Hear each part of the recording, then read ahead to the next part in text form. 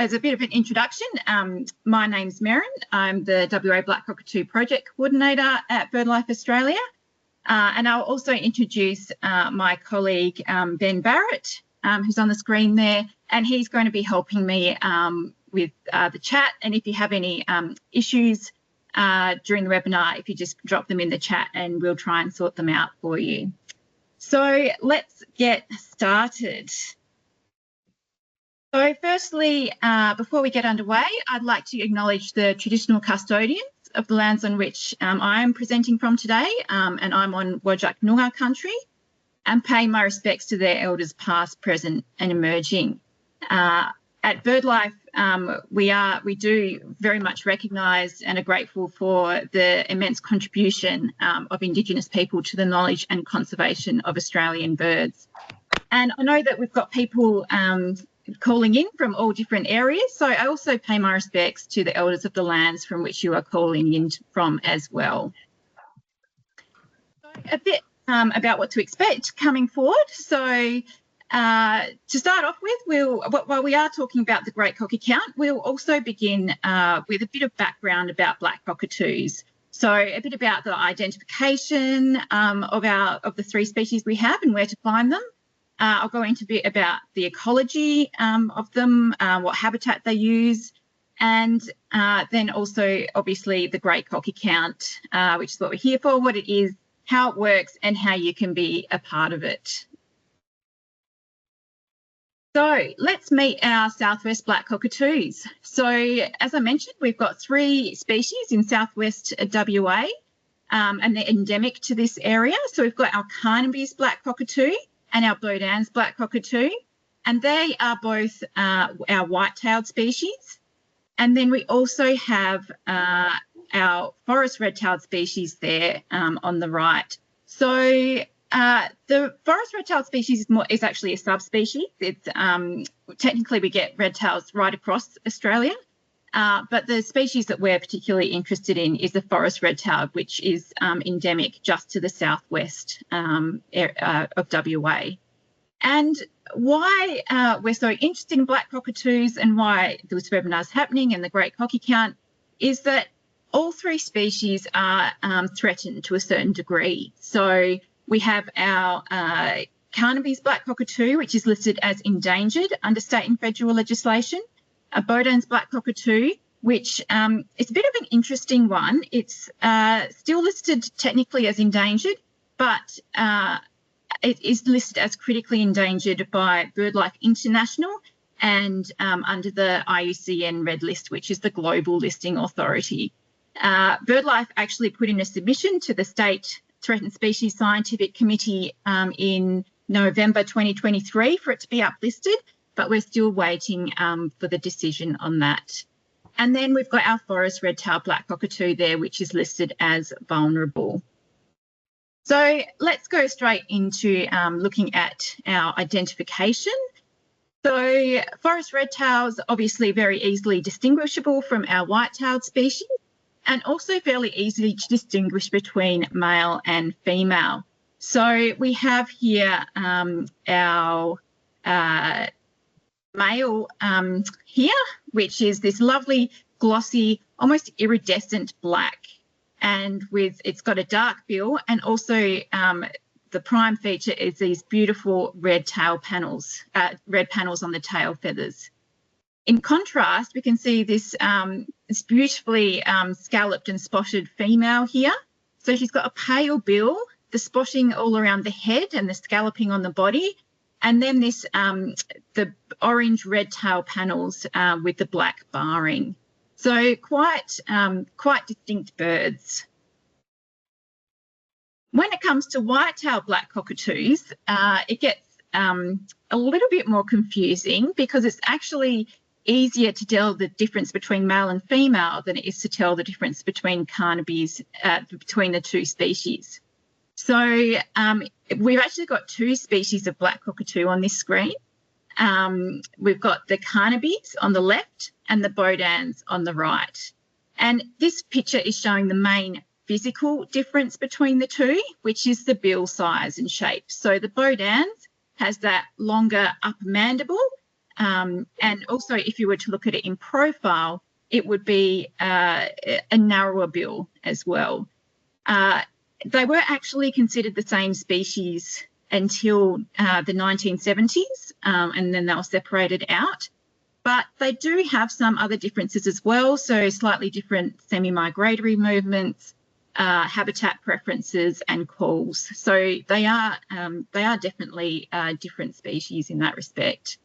When it comes to difference between male and female, it's the same for both species, and we've got the male here on the left with its dark bill, red eye-ring, and a dull cheek patch, and generally duller in terms of its scalloping as well, in contrast to the female on the right, which has a paler bill, the kind of grey eye-ring, and it's much brighter in that cheek patch and the scalloping as well.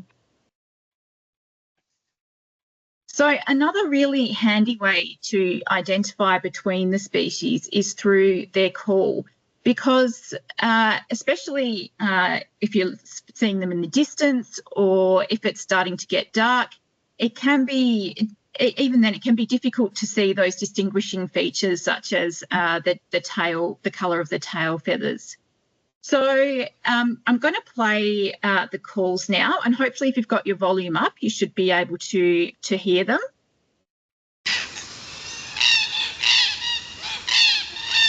This is our red-tailed black-cockatoo. You can hear it's quite a harsh call. In comparison, if we listen to our Carnabys, in here, it's got what we call a wee-woo call. So it's quite, it's more drawn out. It's clear, got clear syllables to it. I'm sure you've all probably heard that one before. And then where it gets tricky again is when you get to our Baudin Black-Cockatoo. So I'm going to play this one now. So you can hear it is still quite similar to the Carnaby Black-Cockatoo. But it is slightly, still that kind of blue, but it's slightly shorter and a bit more slurred. So it is still a bit tricky, but there are certain call elements if they use them that makes it a bit easier to identify them. The Baudin has what we call a call, which helps us. So that was it there, quite very, very harsh kind of thing. So if we hear that generally helps, but still very difficult to tell the difference between the two. However, I should preface this now so I don't scare people off. For the great cocky count, you don't actually need to distinguish between the two species. So we do kind of collectively call them white-tailed black-cockatoos. So just not to scare you off in terms of thinking that you have to identify between the two. So another way, it's not, the black-cockatoos don't actually always have to be there to be able to know who was present at the site either. And that's through their unique beak shapes and the markings that they leave on the nuts. So in particular, it's the marry nut because of its size and the way and the markings that the three different bill sizes leave on them. So if you're walking along and you find some honky nuts on the ground, they love to drop them on footpaths and things like that, people to look at. You can do a bit of cockatoo forensics and see if you can tell what black cockatoo was there. So you can see here on the left, this is our Baudin's black cockatoo, and you can see it's got a very narrow bill, as we mentioned, and remember it's also got that really long upper mandible. So basically it can reach right into the nut to reach it out, and the markings are very narrow and around the base of the nut because of that longer upper mandible to reach in. In comparison, you've got Carnaby's, it's a squatter bill, and remember they don't have that long upper beak either. So the markings are more around the middle and they're a bit wider, and often they do a little bit of damage around the top as well because they need to, they can't get in as easily. And then when we move to the forest red-tailed black-cockatoos, you can see they've got this lovely squat bill, and they basically have to destroy the nut to get into it, and you can see these very long markings on the nut. So if you're interested in kind of what we call cockatoo forensics, next time you're out for a walk, you can have a look and see how you go identifying them. A bit about distribution. So where do we find them? So Carnaby's has the widest distribution of all three species. We tend to find them from right from Kalbarri to east of Esperance. But they do have a kind of what we call semi-migratory movements. So the dark yellow in this diagram is what we would, which is their core breeding range. And then in the non-breeding season, they'll extend out into the paler yellow parts of the range, where they're foraging on coastal heath closer to the ocean. So we like to think of them as the original FIFO workers, not necessarily that they're working, but it's a great way to remember thinking of them as FIFO, because in the breeding season, so from July to January, they fly inland. And in the non-breeding season, so February to June, they fly towards the ocean, and we find them around that area. Our forest red-tailed black-cockatoo, you can see a much more contracted distribution. So just from around the Perth area to east of Albany, and that line where they cut off is very much a mirror of where the tall eucalypts are cut off in the landscape as well. So they're a forest black cockatoo. They're very dependent on those really tall eucalypt trees, such as the marri. They're a bit more of an interesting in terms of their movements. So in a lot of areas of their range, they are mostly residential, so they don't really migrate. But we have seen some recent movements, particularly around this Perth area in more recent years. So this image on the screen now is a map of sightings from the year 1900 to the year 2000. And we can see that almost all the sightings are on the dark green, which is where the scarp starts. If we fast forward 5 years, then we start to see more of the birds coming down onto the Swan Coastal Plain. Fast forward another 5 years, and then another, and you can see that we've kind of got as many, like even more sightings on the Swan Coastal Plain than we do up on the scarp. So quite interesting and very recent movements, biologically speaking, or time-wise for species. But it's largely thought to be due to several things. One is that they have found some novel food resources, which they like to make use of. The Cape lilac is one of those that's often pointed to as one of the reasons why they've moved and continue to visit the Swan Coastal Plain. And obviously, they've lost a lot of their habitat, so it's quite reasonable to think that they're probably being pushed out of some of the areas where they normally would be found up on the scarp as well. Then we have our Baudin's black cockatoo.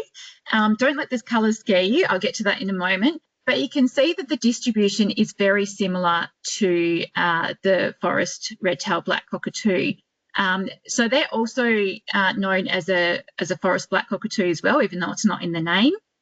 So they also seem to cut off where the really tall eucalypts, such as the marri and carry and things like that, cut off as well. They don't occur, where they don't occur is they haven't started making those visits onto the Swan Coastal Plain like the forest red-tails have, but pretty much otherwise it's a similar distribution. What this is showing is that they do have a slightly different semi-migratory movement, but theirs is more of a north-south movement.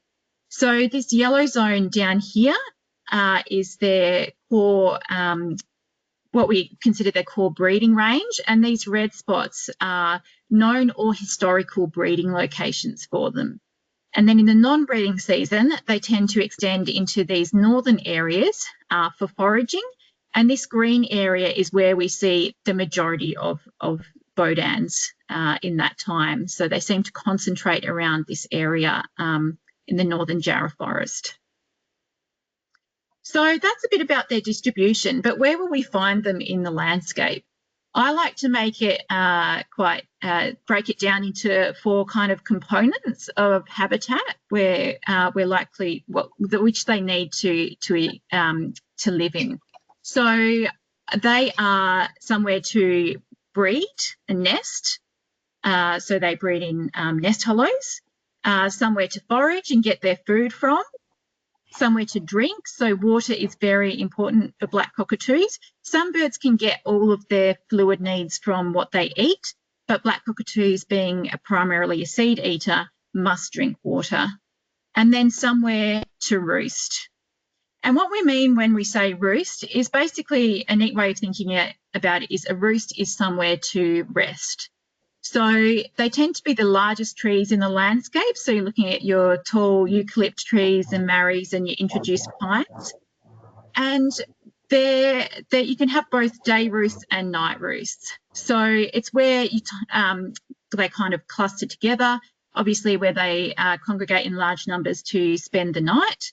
And also during the day, you also get sometimes on hot days areas where they'll stop and rest in the shade in some trees until it cools down. So they are generally close to food and water resources, and that's because a general routine of a black cockatoo would be to wake up in the morning, have a bit of a stretch and a squawk, and then find somewhere to drink. And after that, they'll move through the landscape, foraging. During the heat of the day, if it's a hot day, they'll probably rest up during the hottest hours in the shade of some trees. And then in the afternoon, they'll basically do the reverse. So move through the landscape foraging before finding somewhere to drink and settling down for the night to roost. In terms of their diet, as I mentioned, they're predominantly seed eaters. So they'll eat the natives, in particular marri, eucalypts, banksias, hakeas, grevilleas, she oak. Different species have slightly different preferences, but they also can eat insects, so insect larvae. So this bird up here is what we call grubbing. So she's pulled back the bark from a tree branch and picked out the grub that is underneath. So they're a really good source of protein for the birds. And they'll also feed on nectar and flowers as well. But they've also adapted to feed on some other novel food resources, as I mentioned before. So the red-tails love the Cape lilac berries and seeds. The white-tails, particularly the Carnabys, like the nut tree, so yeah, almonds, pecans and macadamias. They also eat canola close to their breeding grounds. The Baudins like the apples and pears and other fruits in orchards, which often brings them into strife. And also, obviously, for Carnabys, the introduced pine plantations make up a very important part of their diet now. Somewhere to drink, as I mentioned, water is very important for them. Lucky for us, they're not too fussy about where they drink. So they'll drink from natural or artificial water sources and permanent or temporary. So in urban areas, you've got your bird baths and also, unfortunately, things like runoff from sprinklers and things like that. In agricultural areas, you'll get your water troughs and dams.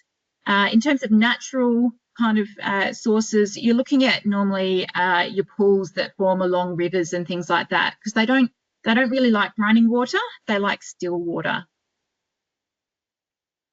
But they do, as I mentioned, water very important, they will need to drink at least once a day. On those hot days, when the temperature gets above 35 degrees, they can't really move through the landscape anymore. They have to sit and wait it out because it's too hot. So having water close to on those really hot days through the landscape is very important.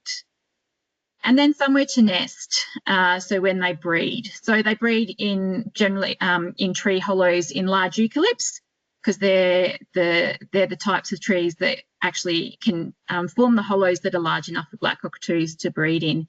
And it can take up to, well, at least 150 years for a tree to actually develop that a hollow that's suitable for them.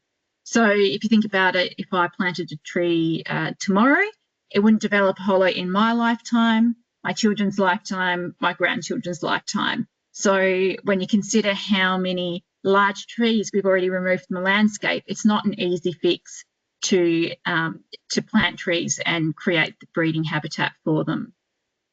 Carnabys have a fairly set breeding period, so July to January, whereas red-tails can technically breed at any time of year, but prefer spring and autumn. So their breeding is very much tied to when the resources are available, in particular the marri and jarrah fruit.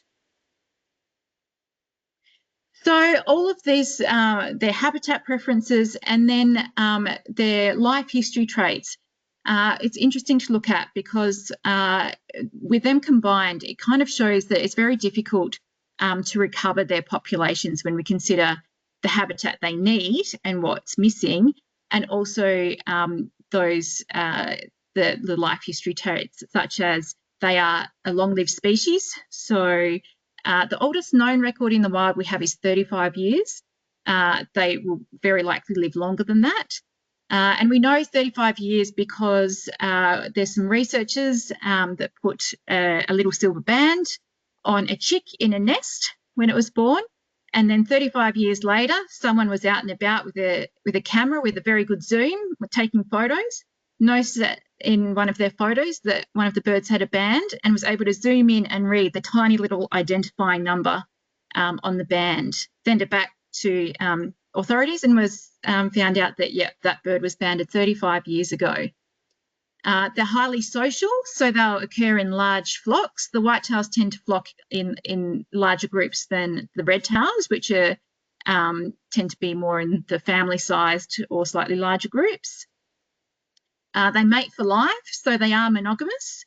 That said, if one was to fall off the perch, so to speak, they can replace them fairly quickly as well. They exhibit long-term parental care, so the young will stay with the adults for up to a year. And in terms of forest red-tails, even longer. So it's not unusual for red-tails to see a family unit of 4, which is a male, a female, an older sub-adult or old juvenile from a previous breeding season, and then a juvenile from the most recent breeding season. They are slow to mature, so just because they've left the nest doesn't mean that they can go about and breed. They only reach breeding maturity when they're 3 or 4 years old, so quite late to mature. And they also have very small clutch sizes. So Carnabys will lay 2 eggs each year, but only 95% of the time, only one of those chicks or eggs will hatch, and then the chicks survive to fledging. In comparison, the red-tail will generally only lay 1 egg, and probably often only every 2 to 3 years. So that's a really low reproductive output. So all of these life history traits put together mean that it's really difficult to recover their populations once now that they're threatened. So why, you probably all heard, it's been in the media. I mentioned earlier that they're in danger, that they're all threatened to some degree. They've all experienced range contractions and population declines. So it's not difficult to see why when we look at the long list of threats that they do face, unfortunately. So chief among them is habitat loss. So, and that is on all fronts: their breeding habitat, their roosting habitat, and their foraging habitat. So when you consider that over 90% of the wheat belt has been cleared, and that was the prime area where Carnaby's black-cockatoo breeds, and 2/3 of the Banksy woodlands, for example, along the Swan Coastal Plain, which is prime Carnaby's foraging habitat in the non-breeding season, you can see how significant that is. And then obviously we're losing a lot of our forests to development and mining and previously logging as well. Fire is a big one, so, and particularly changed fire regimes. So we can get some pretty intense fires now. And if that goes through, up to 50% or more of the hollows will be destroyed. And if there are chicks in those hollows, then unfortunately they will also perish. Nest hollow competition. So it's not just enough that there's a nest hollow there, it also has to be available. So they're competing with other species such as corellas, like you can see up at the top there, and galahs, other bird species, possums, and one of the key ones at the moment is feral honeybees as well. When they take over a hollow, even once they've left and swarmed elsewhere, the combs and destruction they leave behind in the hollow means that it's very unlikely it can be used for a long time. Vehicle strike is a big one, both in urban and in regional areas. Regionally, it's normally related to harvest time when the grain trucks are taking the grain from farm to port, and it spills on the side of the road. And then obviously black cockatoos, particularly Carnaby, see it as an easy feed, and unfortunately that puts them in direct, on the ground and in front of other cars and other trucks. Also, obviously, in urban areas, we get a lot of vehicle strikes simply because there are more people and there are more cars. Illegal shooting, unfortunately, still happens in orchards, particularly and that's been one of the big threats for Baudins over the years, because they really like those apples and pears. And poaching as well, another illegal activity that also does occur, handful of as well. Disease is another big one. Most of you will have seen on the news that avian influenza is on our doorstep. It hasn't, the virulent strain that is affecting all the wild birds throughout the world hasn't quite reached Australia yet, but it is expected to arrive, and these birds will be susceptible when it arrives. But there's already some novel, some other diseases that are already around. So one of them is CHIPS, which stands for Carnaby's hind limb paralysis syndrome. And this picture down here is an example of a bird with CHIPS. And basically what it's doing is it's hanging from a branch, holding on by its beak, because the rest of its body is paralysed. So research conducted by Perth Zoo and Murdoch University has indicated that it is likely caused from the ingestion of the chemicals sprayed on canola near their breeding grounds, which they feed on. Poisoning does occur normally unintentionally. It's when chemicals enter the waterways which they drink from, and extreme weather events in a drying climate. So unfortunately, this picture up on the far top right there was an incident that happened in Hopetoun back in 2010, I think it was. A very reliable water source for the Carnabys. Something went wrong at the golf course and it dried up. It was a 46-degree day, and the birds, as I mentioned, when it gets over a certain temperature, they don't have the resources to fly through the landscape finding water. So we had 100 to 200 birds fall from the sky. And then raven attack, which we're seeing increasingly as a bit of a problem. So for some reason, ravens like to pull out the tail feathers, particularly of juvenile red-tailed Black-Cockatoos. And the tail's really important because it's used for manoeuvring and breaking. So it can take a long time, if that bird is found, for it to grow the tail feathers back and be rehabilitated and released. So that's all a bit of a doom and gloom story, I'm afraid. But that is a lot that we can do, and a lot that is already going on to help these birds, both in our backyards and beyond. And one of the most important things that we encourage people to do is, if they do have habitat on their properties, is to retain and protect that existing habitat. Even if it's just some banksies you've got in your garden, if you're lucky enough to have a few tall trees, it's really important that we retain what we've got left. We already have lost too much, so the next thing is to plant a cocky cafe, so to speak. So looking at planting food species for black cockatoos. So those natives that we mentioned before, such as the eucalypts, banksias, hakeas, marri, and things like that. Providing water in a safe location, as I mentioned. So, for example, on those hot days, just having a bird bath, it's about having those options through the landscape, so that if we do get those really hot days, then they have options that they can use when they can't fly far. Volunteering for community planting days. If you don't have the garden, if you don't have the space, then there's plenty of ways you can still get involved. A lot of councils and environmental groups do these. And we did run a project a few years ago, which we ran with local governments and local councils, where we encouraged them to incorporate black cockatoo friendly species into their planting mixes. And nowadays we go to the nurseries and the black cockatoo friendly species are just flying off the shelves, which is really great to see. And managing waste and rubbish responsibly. And that's because it's one of the few things we can do to try and keep those raven populations in check.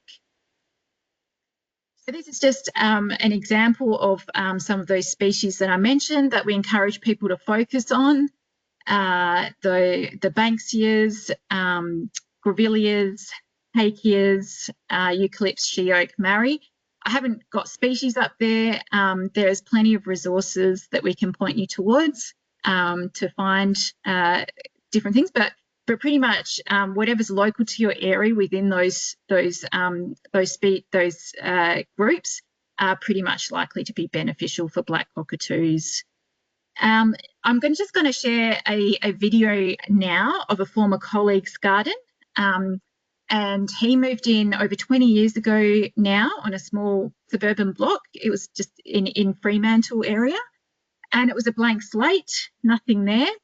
And this is what it looks like over 20 years later.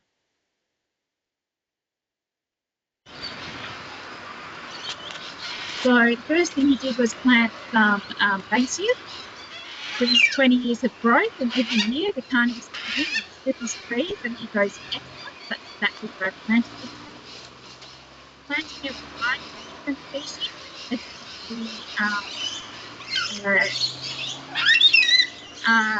means they're fruiting and flowering at times, so that there's room for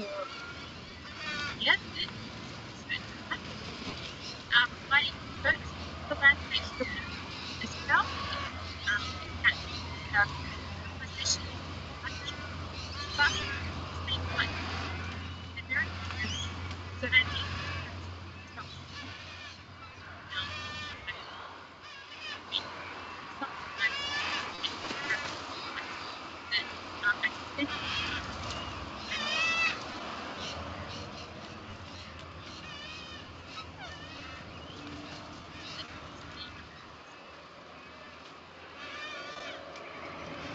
A bit of time can do.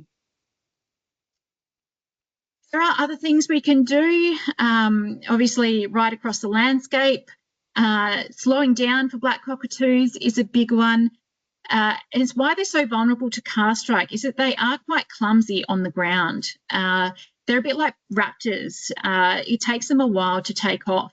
So if you're driving along and you see black cockatoos in the distance, they won't necessarily be able to get, and you just assume that they'll be gone by the time you get there. That's not necessarily the case, because they can take some time. So being mindful of that, and also helping identify any black spots on our roads, because main roads is quite good at putting up signs where they are needed. If there's areas where water collects near the road or things like that, they will try and fix that. And also reporting brain strikes to them. They're actually quite quick to get around and cleaning those up to prevent those car strikes. Reporting any illegal activities to DBCA, so that's things like poaching or shooting, if you hear anything or see anything. If you do find injured cockies, they can be rehabilitated, well, hopefully. All injured cockies first go to Perth Zoo because they're a threatened species. And then if once they're well enough, they get sent out to rehab places like Carrican Black-Cockatoo Conservation Centre. However, if you call Carrican to start with, they'll actually coordinate getting that black-cockatoo to the Perth Zoo, and they often have someone who will actually come around and pick up the birds so that they get there. Advocate for black-cockatoos and their habitat, obviously very important, and we had black-cockatoos were obviously a really good, well, a really big, quite a big issue in some circles with the state election that we just had. And so advocating with your local MPs or putting in submissions is a big way that you can make your voice heard or make the black-cockatoo's voice heard. And then citizen science, so helping us count cockies, which is what I'm going to go on to now with the Great Cocky Count. So hopefully many of you have already heard of the Great Cocky Count. I mean, that's why we're here today. This year, you can take note of the date now. It's Sunday, the 6th of April. And registrations are closing soon. So they're closing this coming Sunday. So we really encourage people to register as soon as possible and join us. So I've got the QR code there, but we'll also put a link in the chat later as well that you can join, that you can use to register and sign up. But what it is exactly, so it's an annual citizen science survey for black cockatoos across Southwest WA. So we have sites from the Geraldton area right through to east of Esperance, which is basically the range of Carnaby's black cockatoo, which has the largest range of the 3 species. And basically what happens is that volunteers register and we allocate them to known roost sites throughout the range. And then on that evening, the 6th of April this year, they will go out and to their roost site and count the black cockatoos as they fly in to roost overnight. So it's quite important because it is used to estimate black cockatoo numbers and population trends, but also as well to identify a key habitat. So roosts don't occur everywhere, so it's really important that we can identify them and protect them. And it's really one of this year I think will be the 15th Great Cocky Count, so it's been run annually since 2010. We missed 1 year in 2020. I'm sure you can all guess why, COVID, the big C word. But it is one of the largest and longest running citizen science field surveys in WA. You might be asking why we're counting cockies.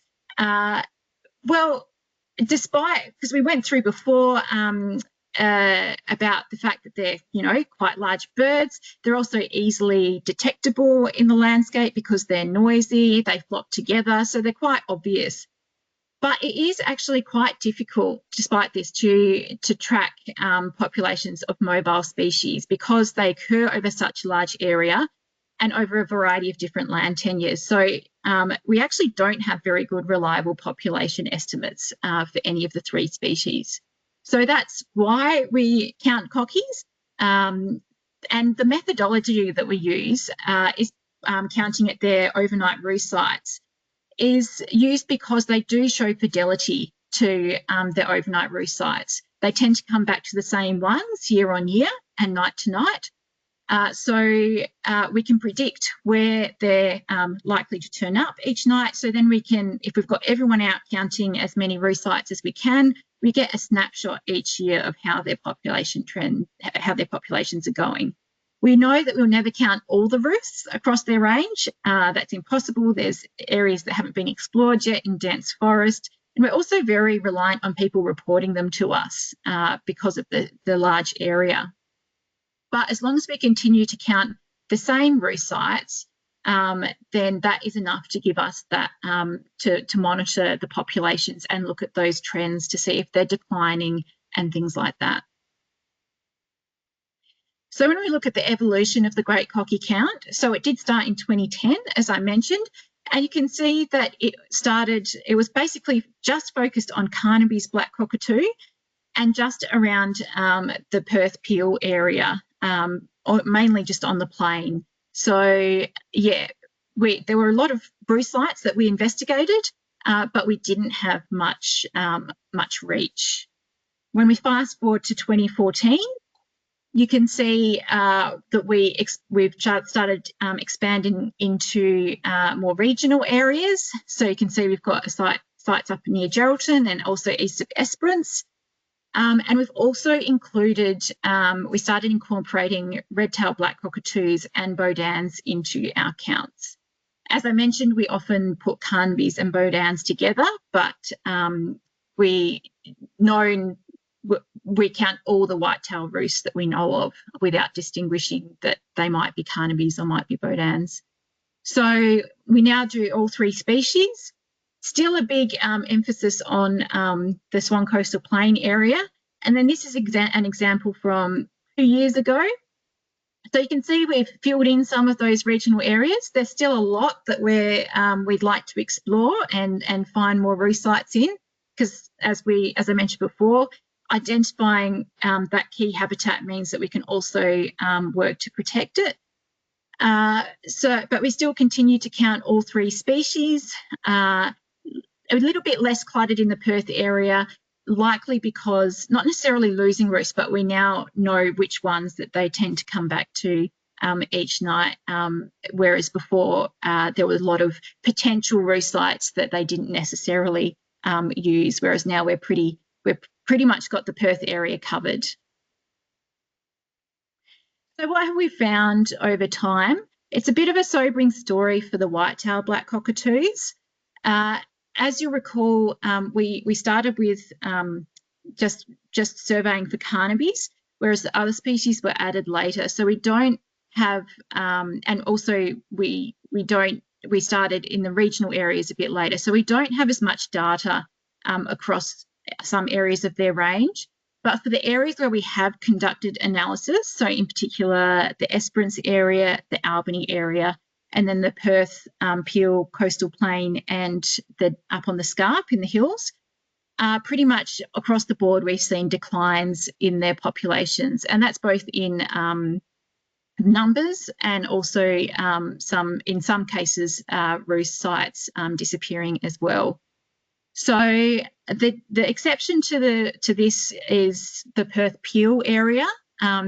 We did see initial declines. In the past few years, it has stabilised a little bit, but we're yet to see the full impact of, although the pines in Gnangara have ceased being cleared, we're probably yet still to see the impact of the most recent clearing that has occurred, because there's not many of them left.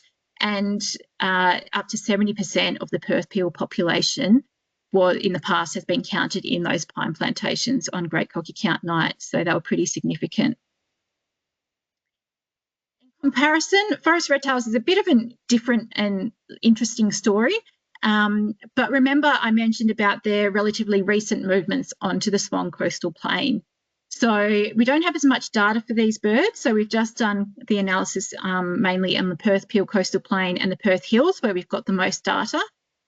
And in this case, we tended to see, and only from 2014, I might add, and in both cases we've seen an initial increase followed by a stabilisation in their numbers.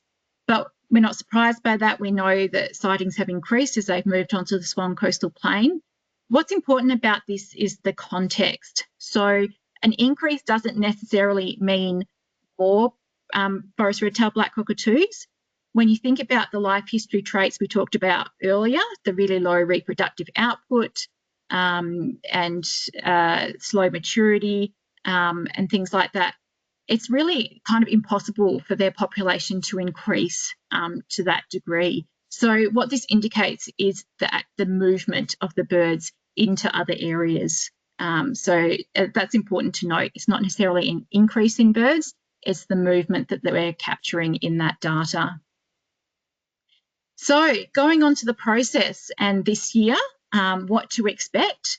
So as I mentioned, registrations are now open but closing soon on the 16th of March, which is this coming Sunday. Registration is through an online form. As I mentioned, we've got the QR code there, but we'll also provide links to that as well, so you can register afterwards. So we need this time between, the reason why we close registrations 3 weeks before the Great Cocky Count is because it takes quite a bit of logistics to work out where to allocate everyone. So when we consider that we've got around 700 volunteers that we need to allocate to around 400 roost sites right across Southwest WA, and I'm just one person, we just need a little bit of time to be able to figure that out so that we can get the best coverage of roost sites right around. There's also a lot of things that to try and maximise our coverage, but also ensure that as many people can participate as possible.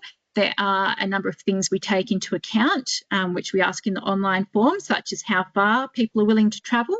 So if some people are willing to travel quite a distance, so we'll tend to send them to more the peri-urban or further out sites, because obviously we normally have more people in urban areas and less people to cover the sites further out away from urban areas. So some people are happier to travel further, so we take that into account. Some people have been doing it for a number of years and like to go back to the same site, so we do take that into account, as well as if you've got a friend or something you'd like to count with, so we give people the option to nominate to count with someone so we can partner them together. So there's a lot of things that we go through, so we need that time. But you will receive an allocation email by the 31st of March, which is a week before the count. During that week, we often recommend, if people have the time, to visit your site just to establish how long it will take to get there, suss out a good vantage point where the birds are likely to fly in from, and do a bit of a practice count if that's possible. Sometimes we get the question, people go and do a practice count and no birds turn up on the night, and we get asked if people can do a different site, and the answer, unfortunately, is no. While black cockatoos do show fidelity to the evening roost sites, it's also sometimes to a subset of roost sites. So, for example, we know that they're going to roost at one of these 3 locations, but we don't actually know where they're going to roost on the actual night. But we still need people at all those sites. So, unfortunately, there will always be sites that birds don't show up at, which can be disappointing, but we do need people at those sites because it's just as important for us to know that there's no birds there than it is to know that there are birds. And then it's as simple as arriving at your roost site and starting to count at least 30 minutes, preferably 45 minutes before sunset, which is in Perth around 5:15 p.m. Elsewhere, we encourage you to check what time your sunset is and time it accordingly. And then count cockatoos until at least 30 minutes after sunset, whenever that might be. And then it's as simple as sending your completed survey sheets through to us to process. So how to complete the survey? There's a few different options. So we do have a paper form, which is, there's an example on the screen here. Quite simple. We've got details. You put in your details here, your site details here, which we give you in your allocation email. And then we've got a box for whitetails and a box for red-tails. And you can tally the birds as they fly in. And then at the end, you put the number that remain at your roost site in the totals box there. On the back, we have an area for lots of for comments, because there's often extra additional information is always great. Sometimes birds might fly in and then some of them leave. So noting that down, the direction they leave in and what time is really good, because then we can look around and see if anyone else picked them up flying in at other roost sites. And also noting down whether they were other birds such as corellas or rainbow lorikeets, so competitor species that might be roosting at the same site. I should add that while we don't require you to identify between Carnabys and Baudins, If you are really good at ID and are positive, then we would like to know. Please let us know if you know which it is and which one is at your roost site. And we do want to know more about Baudins coming up. As I mentioned, they're coming up to be critically endangered. So another option is, if you're unsure, you could always do a recording of them on your phone and send that through so that we can try and identify it, so we can get some more information on them, because we are still very data deficient on the Baudin's Black-Cockatoo. At the end of the form, there's also a page which has all the information and tips that you need to be able to count, but we'll also include that in the allocation email. And also coming up, which will be published soon, are some special resources, some Great Cocky Count specific resources on some web pages that we will link everyone to in the allocation email. This is also an editable PDF, so it can be filled in on your computer as well. So if you don't want to print it off, you can actually fill it in, save it, and send it back in. And then the other option is through bird data. So bird data is basically BirdLife's database where all the surveys right across Australia are submitted, both through all our research projects, but as well as that, any citizen scientist can have an account and submit data, and a whole heap of other environmental organisations submit their data through bird data as well. So it's a really good repository to allow us to, for researchers to look at, and to look at populations of birds over time. So you will need to, if you want to look at this option, you will need to create an account. It is free, and there is both a browser, so this is what the browser looks like, and also an app. We would tend to encourage people to use the app, because if you're using the web portal, it's often difficult that you may miss some of the prompts that the app requires, such as your specific location and things like that. So the app is generally what we encourage if you're going to go down this route. This is what the app would look like. Some of you may already have an account. Some of you may have also participated in the Aussie Bird Count, which is held in October each year, and it's set out quite similar to that. So as a brief run through to show you what it would look like, you would press record survey. When it comes up, it'll have your map. If you are out of range, it'll still show your location, which is this blue circle here, but you may not see the map behind it, but it will still have your correct location. So you just say, yep, that's where I am. Some of the sites you'll see a purple polygon around them, and that's because some of the sites are already in bird data as a Great Cocky Count site. But don't worry if your site doesn't have that. It's simply because some of the newer sites have yet to be uploaded yet. So you click on there and say that you're going to record the survey there. We have our own program which we survey under, which is WA Black-Cockies, or it may also appear as Southwest Black-Cockatoo Recovery Program. For some reason, it shows up differently on different phones. So you select that and put that in as the program. There's a number of extra kind of information that it asks you for, which we can't actually fill in yet, because we won't know until the birds actually fly in what plants they're going to use and roost in, whether they have a drink or things like that. So we come back to that later, but the important thing is to toggle this button on here, which says that the survey is part of the Great Cocky Count, because that makes it easier for us to see in the back end. And then you record your sightings. It's as simple as starting to type in the name of the species. So Red-tailed Black-Cockatoo, for example. As soon as you start typing, it comes up with options, so you can select that and you come up with this pop-up box. It's got a notes area where you can keep a tally of your birds. You can put in photos if you like. We particularly like photos of people completing the count as well. It's great to see. And And then at the end, you sum that up and put it as your final count in that section. So each time you save it, and this would be a nice record. For example, sometimes we do get joint sites where we get both red-tails and white-tails roosting, but normally it's just one or the other. But once you've got your list, you go and review it. You go back and add the details in that we mentioned earlier, so your survey duration, and then those other fields such as what plants they're roosting in, any activity, what direction they flew in from, and any other comments that are relevant. And then it's as simple as submitting it and sending it off, and it comes through to us. So that's another way you can do it. But there will, if you do want to go down that route, we suggest you, it's just a reminder that you will need to create an account before the night so that you're not trying to do it on the night.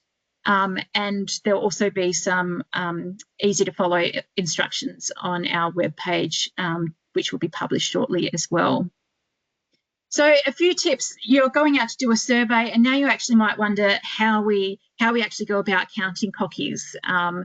Sometimes it's not as easy as it sounds, but the easiest way to count cockies is as they fly across the sky. Which is why we arrive at our roost sites early. So we're trying to capture them as they fly into the roost site, because it's actually quite difficult to count them once they're already obscured in the foliage and branches of trees. So people do it different ways. Some people like to think of an imaginary line and count the birds as they cross it. For example, a power pole, they extrapolate up, or roads. Some people like to take photos and count it afterwards, which is also fine. And another way is block counting, which I'll show you in a moment as well. But sometimes you'll get larger flocks. Sometimes they'll be smaller roost sites, and you'll just get small numbers flying in, which aren't too difficult to count. The important thing is to count within a buffer zone. So we send you to a particular site, a GPS point, or a detailed description of the address of your site. But it doesn't mean that the cockies are going to roost at that exact point.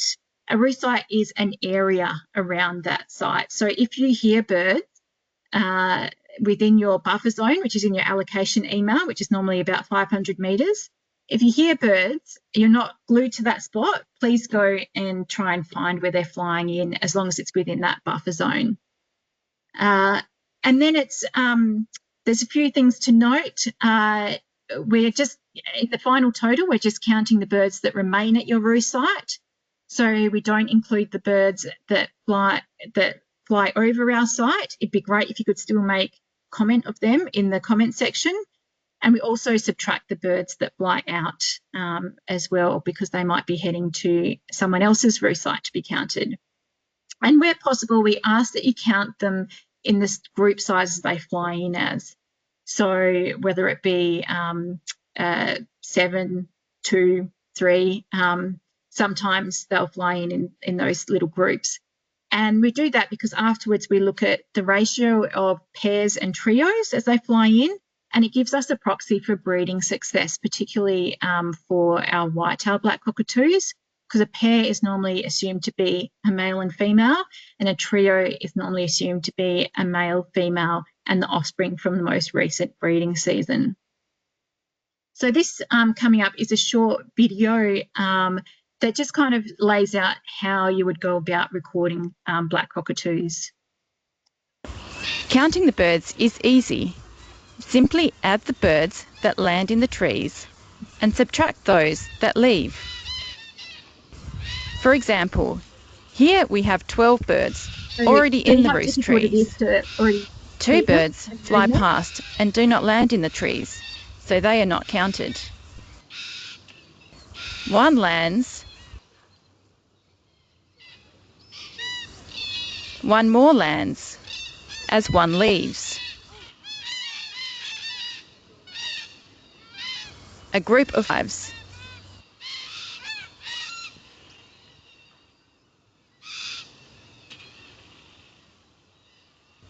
A large group of 7 arrives.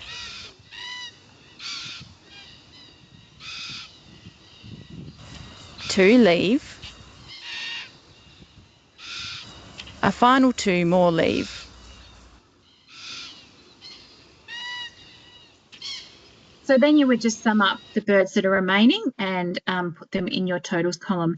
As I mentioned, that's a very simplified version. As I mentioned, a roost is not just one tree, it's like an area, and there's probably be a multiple trees that they use. But it's just a nice way to show how you would go about recording those birds. As I mentioned, another way to count, which is really useful that we do for, in a few cases with birds, for large flocks and that occur in the air, and also for things like shorebirds where you get lots of them on beaches, and that is block counting. So it's a really good way to quickly estimate the number of birds there are, and it's surprisingly accurate. So what you're doing is saying that there's about 10 birds in that in a certain area, and so how many of those blocks do I have? So I've got another one there, another one there, another one there, and I've got a few extra birds, so then I must have about 45 birds. So it's a very quick way to get an approximate number of birds for large flocks. It doesn't matter if you miss a few, or you might overcount a couple of flocks. In the end, it will all wash out, and it's, as I mentioned, it's surprisingly accurate. So don't freak out at this one. This is another example. This person was smart and took a photo, and you could approximate after the fact. But you can approach this in the same kind of way. So you've got a few stragglers, for example, down the bottom. So I've got about 10 extra ones. And then you're saying, okay, in this area of the flock density, I've got about 40. It's the same at the other end. So I've got about 40 there. And then I've got a dense big bit in the middle. So I must have about 100 birds. So I must have about 190 birds. So as I mentioned, it's not an exact science, but it is surprisingly accurate, and it does even out in the end. So don't be alarmed with large flocks. There's many ways that it can be approached to counting them. So finally, this would be quite a nice result. Again, if you had a joint site, this would not, obviously some roosts aren't this big and you won't always get joint sites, but it'd be quite nice if it was. But unfortunately, occasionally we also get what we call our boring soccer score, which is nil all, where no birds end up turning up on the night. Remember when I mentioned that sometimes they'll have a subset of roosts, so they'll choose one, but we still need to have counters at all of the sites to record where they show up. So we know that this can be disappointing. You're going out and doing a survey for us, and you're expecting birds to fly in and being able to see them. But the thing to really remember about this is that in science, nil results are just as important as positive counts. So it's just as important for us to know the birds aren't there that it is to know that they are there. Because when you think about it as well, these are threatened species. So we need to also know, for example, if some roosts maybe they aren't being used and why that's the case. And we include kind of the number of roosts in our trend analysis and things like that. So it's really important for us to know which roost sites are being used as well as which ones aren't. So we really encourage you to treat it positively if you get a zero count, and know that your results are just as valuable as everyone else. The other thing to note is, as I mentioned, that some roost sites might fall out of use over time, and that could be because of the surrounding landscape. So a water resource might become unavailable to them. Some habitat close by that they're dependent on might be cleared.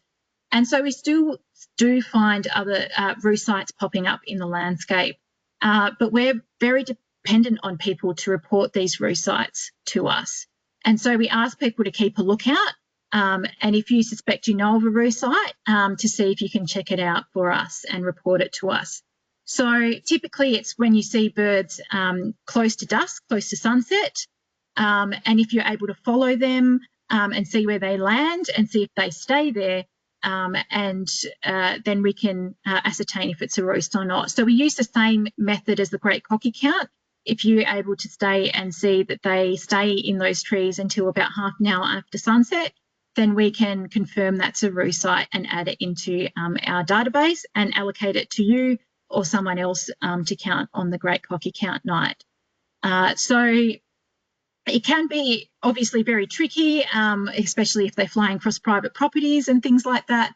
But just to keep an eye out if you are able to follow them. Most often than not, most of them are reported by people just being in a certain area and noticing that they're there rather than following them. So we'd love to hear from you if you know of any roost sites, and that can also be reported in the online registration form. So it's really important that we give feedback on to what the great cocky count data is used for. We're asking you to go out and you're doing an amazing effort in helping us. And it is really important data that we're gathering. So it is used to assess and review the conservation status of all three species. So, for example, the counts of whitetails, of Baudins, even though we put them together as whitetails, that was really critical information for the recommendation that Baudins be uplisted to critically endangered. They're used in environmental impact assessments. Obviously, if we know where they're roosting, that's key habitat, so it's really important that they're taken into account.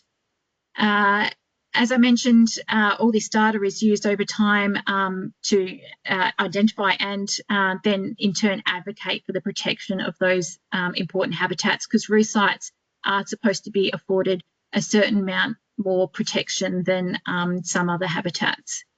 It's used by governments and land managers in planning and decision making, and most importantly, it's a really good tool for getting the community engaged and raising awareness more broadly through the workshops and webinars that we deliver, such as what we're doing tonight, even regardless of whether people take part in the count or not.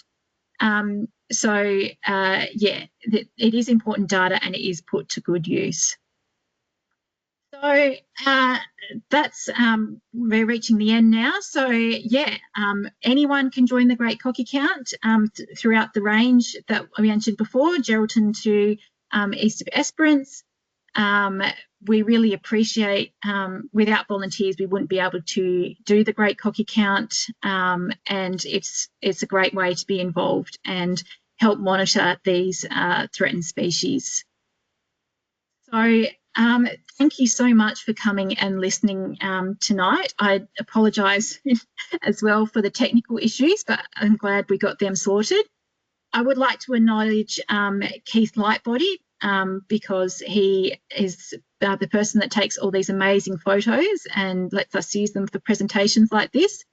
And I'd also like to acknowledge the Western Australian Government State NRM project, which is funding the Great Cocky Count and this workshop.